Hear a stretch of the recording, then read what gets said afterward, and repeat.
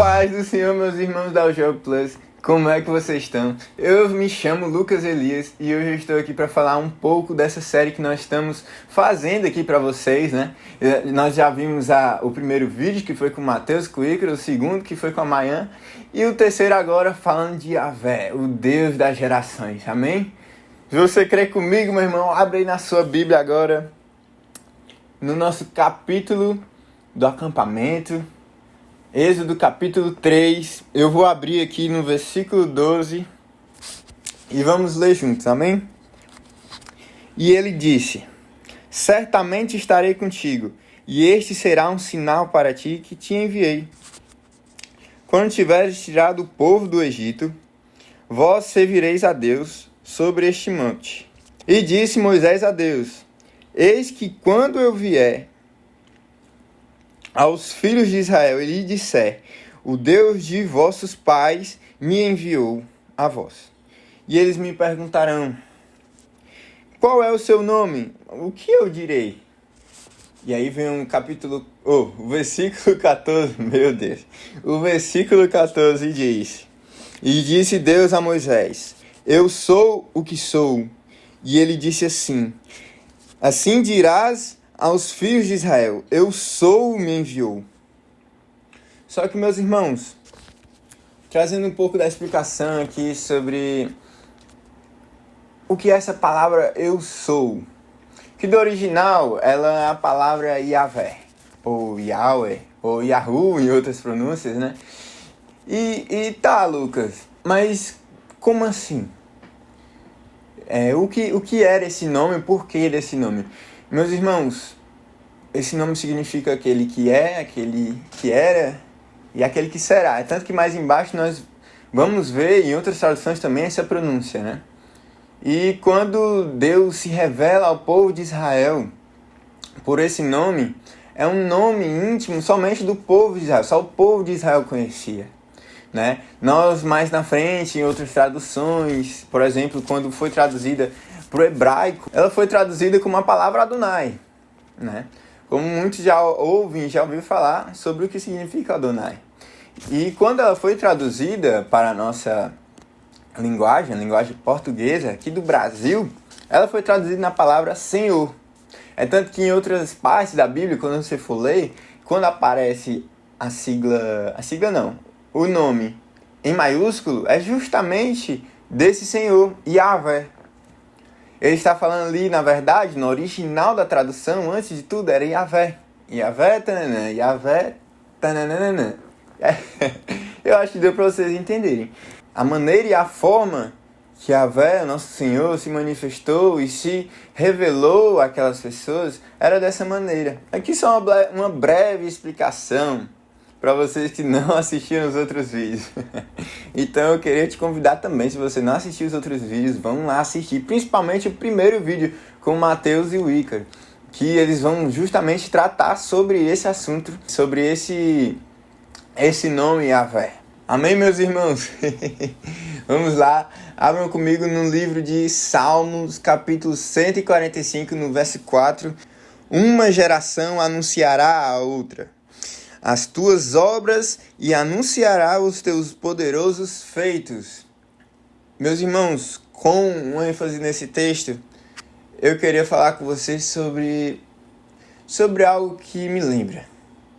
Não tem como falar desse texto sem antes não falar lá em Êxodo 3, quando ele diz assim: diz ao teu povo que o Deus dos teus antepassados lhe enviou. Aí diz, o Deus de Jacó, Isaac e Abraão. Quando ele diz Isaac, Jacó e Abraão, ou Jacó, Abraão e Isaac, quando ele se revela a esses três nomes, ele está querendo falar de gerações. Ele não quis falar de pessoas ou apenas para citar nome, dizendo que é o Deus daquele povo, né? Ou o Deus de Abraão, daquele homem que foi um homem bem sucedido. Não. Mas ele quis falar um Deus de gerações. Ele quis falar sobre o Deus de Jacó, que ele era o Deus de Jacó, de Isaac e de Abraão. E eu queria trazer um ênfase aqui agora, nesses dois primeiros, ou dois últimos no caso, Abraão e Isaac, amém? Quando nós paramos para analisar a história de como uma ligação de uma geração, que foi a geração de Abraão, se interligou com a geração de Isaac, é algo muito magnífico. Por exemplo, quando nós vamos, estudar sobre a geração de Abraão, nós vemos que é uma geração obediente. Quando o pai disse, sai de terra natal e vai para a terra onde eu te mostrarei, nós vemos uma geração de total confiança em Deus. De total confiança no seu pai. E o melhor de tudo, eu acho que o principal, a obediência a Deus. E quando nós vemos isso, quando Abraão recebe a sua promessa de Deus, que foi Isaac, que eles estão subindo ao monte, que Isaac olha para trás e pergunta ao seu pai, pai, mas cadê o sacrifício? Cadê o cordeiro? E o seu pai diz, Deus proverá. Isaac já interliga tudo isso e ele, mais na frente nós vemos que ele estava de prontidão ao sacrifício. A fim de, por amor ao seu pai, lhe agradar o coração de seu pai. Então, quando nós analisamos como Deus se move entre as gerações, nós podemos ver um Deus cuidadoso nos mínimos detalhes. Eu queria te atentar também a você nessa história. Inclusive, nós não poderíamos deixar de falar desses dois, até porque nós lemos o texto sobre Êxodo, né? sobre a história de Moisés. Então, nós não poderíamos deixar de falar sobre Moisés e Josué. É muito linda a ligação de quando Deus liga uma geração que é intercessora com a geração que guerreia pelo povo. Nós podemos ver claramente quando Moisés, depois do Egito no deserto com o povo, e ele manda Josué guerrear. Quando Moisés manda Josué guerrear, ele não fica só na sua cama ou descansando, não. A Bíblia diz que ele vai ao monte, mas dessa vez não para conversar com Deus, mas interceder por aquela geração, por aqueles guerreiros, por Josué, que estava indo de frente à guerra. Então, enquanto uma geração estava lutando pelo seu povo, lutando por aqueles que amavam e colocavam expectativa em Deus, neles, tinha uma geração por trás intercedendo por eles.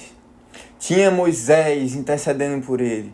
Tinha Arão e Hur, por exemplo, que foram ao monte, mas para amparo, mas não deixaram de ser uma geração que intercedia por eles. Que intercedia pela sua próxima geração, a geração sucessora a eles. E quando nós falamos disso, nós podemos ver claramente que é uma geração intercessora de Moisés e pela sua importância. Eles prepararam a geração para guerrear.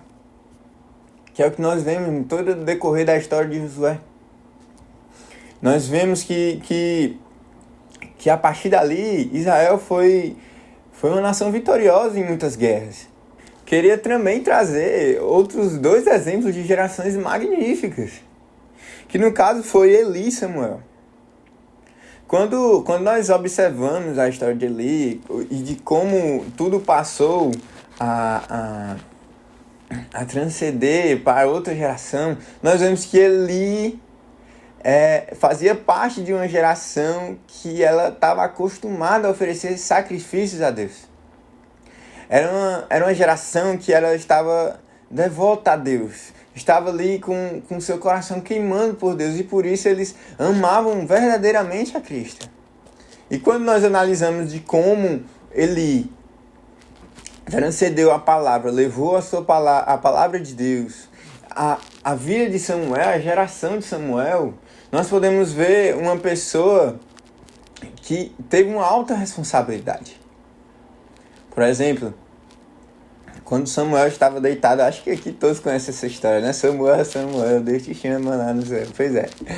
Samuel estava deitado, e Eli também.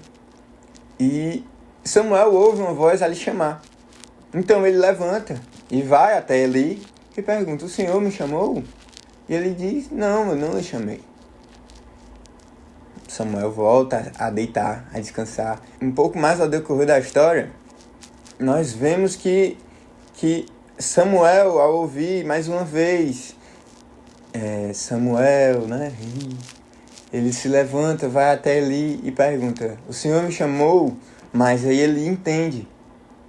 Ele entende e diz, por ele conhecer a Deus, ele pensa, ou deve ter pensado: eu conheço esse Deus que chama esse menino, que chama essa geração.